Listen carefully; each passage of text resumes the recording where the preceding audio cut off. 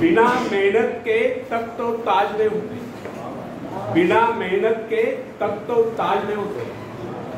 ढूंढ लेते हैं जुगनू अंधेरे में भी मंजिल, ढूंढ लेते हैं जुगनू अंधेरे में भी मंजिल, क्योंकि वे किसी बाहरी रोशनी के मोहताज नहीं होते, वे स्वयं प्रकाशित होते। धन्यवाद।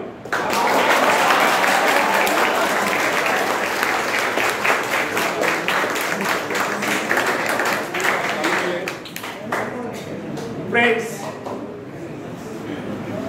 एक व्यक्ति है जिसके शरीर में स्वच्छ रक्त संचार हो रहा है, जिसके चौड़े कंधे हैं, सुंदर मजबूत 2 हाथ है, जिसका वजन भी अच्छा है, जो सभी अंगों से युक्त तथा शरीर से चुस्त मस्त है। ऐसा व्यक्ति अगर दूसरों से सहायता मांगता है तो आप उसे क्या करेंगे, उसके बारे में क्या सोचेंगे? अवश्य वह सर्वांग संपन्न होकर भी अपंग कहलाएगा। आप ऐसे अपंग मत बनिए, आप सामर्थ्यवान बनकर दिखाइए, आप ऐसे बनकर दिखाए कि लोग आपसे सहायता पाने की चेष्टा करें। क्या आपको पता है कि आप जिन लोगों को जानते हैं उनमें बहुत से ऐसे हैं जिन्हें किसी दूसरों से सहायता की प्रतीक्षा है। सही बात तो यह है कि उनमें से बहुत से लोगों को इस बात का भी पता नहीं कि उन्हें जो सहायता चाहिए वो कहां से मिलने वाली है। फिर भी वे इंतजार करते और सोचते रहते कि बस अब उनका काम बनने वाला है, उन्नति के द्वार खुलने वाले हैं, कोई उनकी मदद के लिए आएगा, उनके सारे कष्ट दूर हो जाए। क्या ऐसा संभव है? वास्तव में कोई किसी की सहायता करता है? ऐसे सोचने वालों ने अपने गिरेबान में झांक कर देखना चाहिए, क्या उन्होंने किसी दूसरों की कितनी सहायता की, उन्होंने आज तक किसकी कितनी मदद की है?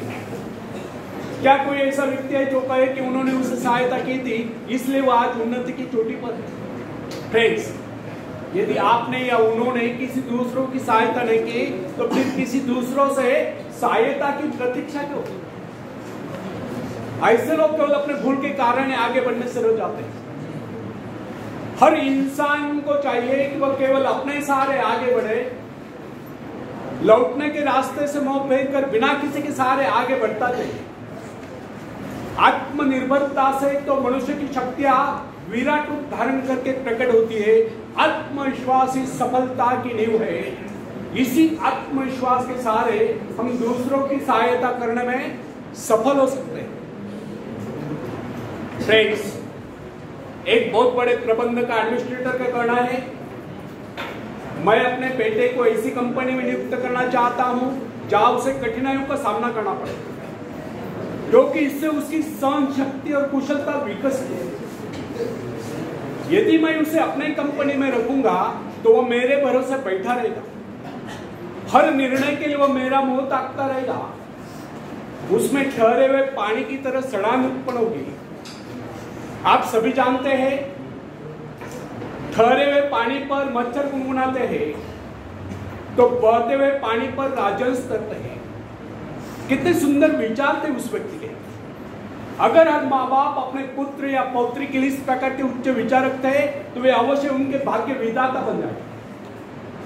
जो माँ बाप अपने बेटों या बेटियों को अधिक लाड प्यार से बिगाड़ देते हैं कि बच्चा जब चाहे स्कूल जाए, जब चाहे छुट्टी कर ले, जब चाहे कॉलेज जाए, जब चाहे छुट्टी कर ले, जब चाहे अभ्यास करे, जब चाहे आराम कर ले, जब चाहे काम पर जाए, जब चाहे छुट्टी कर ले, तो ऐसे बच्चे भविष्य में कुछ नहीं कर पाते। उनका तो भविष्य नष्ट होता है। अपनी शक्ति पर स्वयं ही भरोसा करना पड़ता है। अपने कार्य स्वयं करने वाले सफल होते हैं। इसी से मानव के चरित्र का निर्माण होता है। जिन बच्चों को यह पता हो जाता है कि वे अपने माँ बाप के सहारे जीवित रह सकते हैं, वे अपने बल पर कोई भी कार्य समर्थ होकर भी कर नहीं पाते। वे वैसी कोशिश भी नहीं करते, जबकि उन्हें समझना चाहिए माँ बाप तो सदा के लिए उनके आश्रयदाता नहीं बन पाएंगे। एक दिन तो ऐसा आने वाला है जब उन्हें अलग अलग जीवन बिताना ही पड़ेगा। तब ऐसे लोगों को भयंकर मुश्किलों का सामना करना पड़ता है। इसलिए फ्रेंड्स, यदि आरंभ से अपने कार्य स्वयं करने की आदत डाली जाए तो यह आदत आपके भविष्य के लिए बहुत ही लाभकारी सिद्ध होगी। जब चाहे इस शक्ति के सहारे आप जमीन पर पांव टिकाकर आगे बढ़ सकते हैं। सफल वही होता है जो अपनी शक्ति पर भरोसा करता है। अपने काम स्वयं करने वाले सफल होते हैं। दूसरों के सहारे आगे बढ़ने वाले अक्सर भंवर में फंस जाया करते हैं। फ्रेंड्स, जिस नाव की पतवार आपके हाथ में नहीं, वह नाव आपको पार करा दे, इस बात की क्या गारंटी? आपका जीवन तो उसके हाथ में है जिसके हाथ में नाव की पतवार हो। वह चाहे तो आपको डुबो दे, चाहे पार करा दे। फ्रेंड्स, जब नदी में बाढ़ आती है तब जो साहसी है, जिसे अपनी शक्तियों पर पूरा विश्वास है, वह तो तय कर उस पार चला जाएगा। लेकिन जो डरपोक और कायर है, वो तो बीच मझधार में डूबकर अपनी जान दे देगी। सहायता पाना और सहायता की प्रतीक्षा करना दोनों ही बात है, प्रगति की राह में बाधा है। अतः हर युवक या युवती के लिए आवश्यक है कि वे शुरू से ही अपने काम स्वयं करने की आदत डाल लें। अपने माँ बाप आदि लोगों की शक्ति से विश्वास हटाकर केवल अपने शक्ति के बल पर आगे बढ़ने की कोशिश करें। जिस क्षण आप बाहरी सहायता लेना बंद कर देंगे, उसी क्षण आपके भीतर आत्मनिर्भरता का अंकुर फूटते हुए महसूस होने लगे। स्वयं कार्य करते समय यदि आप असफल भी हो जाते हैं तो बिना उस असफलता को घबराए तुरंत उस कमी की खोज कीजिए जिसके कारण आपको असफलता मिली। जैसा आप उस कमी को खोज निकाले, तुरंत उसे दूर करने के प्रयास में जुट जाइए। आपका वास्तविक आदर तभी होगा जब आप एक सफल व्यक्ति के रूप में दुनिया के सामने आओगे। मगर यदि आप एक व्यक्ति के बाद दूसरे व्यक्ति के आगे हाथ फैलाना शुरू कर देंगे तो लोग आपको ममता या भिखारी कहेंगे। अतः आप ये प्रण कर ले कि आपको केवल अपने भरोसे जीना है, ना कि किसी की दया पर। क्योंकि बाहरी सहायता किसी वक्त ही वरदान सिद्ध होती है, अधिकतर समय यह अभिशाप ही सिद्ध होती है। फ्रेंड्स, बाहरी सहायता मनुष्य की काम करने की गति को मंद करके शरीर में सुस्ती ला देती है। आप ऐसे लोगों से मैत्री कीजिए जो आपको जीवन में आगे बढ़ने की प्रेरणा दें। कुछ लोग एक बाजू या एक पाव वाले होते हैं, फिर भी वे अपनी लगन से अपनी जीविका चलाते हैं। फिर तो आप तो हट्टे कट्टे फिर आगे बढ़ने की कोशिश आप क्यों नहीं कर सकते? फ्रेंड्स, मैं एक ऐसे व्यक्ति को जानता हूं जिसका एक पैर किसी रेल दुर्घटना में कट गया था।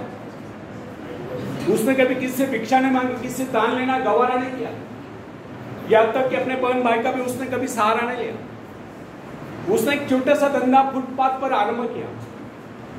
शुरू में वो न्यूज़पेपर बेचने लगा। 2 पैसे बचाकर उसने वजन तौलने की मशीन खरीद ली, उस पर अपना पेट पालने लगा। आज वही व्यक्ति उसी फुटपाथ के किनारे एक बहुमंजिला बिल्डिंग में न्यूज़पेपर स्टॉल लगाकर बैठा है। साथ में जेरॉक्स सेंटर भी खोल रखा है। वो सुना है आजकल वो मोबाइल शॉपिंग भी चला रहा है। वो स्वाभिमानी, किसी से मदद लेना वो अपना अपमान समझता था। आज वही व्यक्ति उन लोगों को जिनके हाथ पैर सलामत है, ऐसे परिवारजनों को खिलाता पिलाता है, उनकी सब प्रकार की सहायता करता है कि उसमें किसी को हैरत नहीं। आज वो दूसरों की सहायता करने को हो चुका है। वो उन लोगों के लिए प्रेरणा स्थान है जो सर्वांग संपन्न होकर भी दूसरों से सहायता पाने की आशा रखता है। फ्रेंड्स, मैं केवल उस विकलांग की बात नहीं करता जिसे मैं जानता हूं। इस संसार में ऐसे बहुत से विकलांग लोग हैं जो अपनी हिम्मत से खुद भी खा रहे हैं और अपने परिवार को भी पाल रहे हैं। ऐसे स्वाभिमानी, मेहनती, आत्मविश्वासी और साहसी लोगों को अपनी जीविका चलाते देखकर हमें स्वयं के विषय में सोचना चाहिए कि क्या हम पूर्णतः आत्मनिर्भर है। यदि हाँ, तो फिर किसी दूसरों से सहायता की प्रतीक्षा करें। कोई भी स्वस्थ तथा सर्वांग संपन्न व्यक्ति तब तक अपने आप को समर्थ समझने का अधिकार नहीं रख सकता जब तक वो समझता है कोई किसी का अधीन है। वास्तविक स्वतंत्रता एक ऐसा उपाय है जिससे मनुष्य की शक्ति दोगुनी हो जाती है। इस प्रकार की भावना अन्य किसी प्रकार से प्राप्त नहीं होती। जब कोई युवक या युवती अपने हिम्मत के सहारे किसी व्यापार में उतरता है तो उसके मन में एक श्रेष्ठ भावना अवश्य उत्पन्न होती है। यही भावना उसे प्रसन्नता प्रदान करती है। इससे पहले किसी का अधीन न होकर चाहे वो कितना ही बड़ा कारोबार क्यों न कर चुका हो, परंतु उसे स्वतंत्रता से अपने आत्मविश्वास के सहारे साहस के साथ काम करने में एक नए आनंद का एहसास होता है।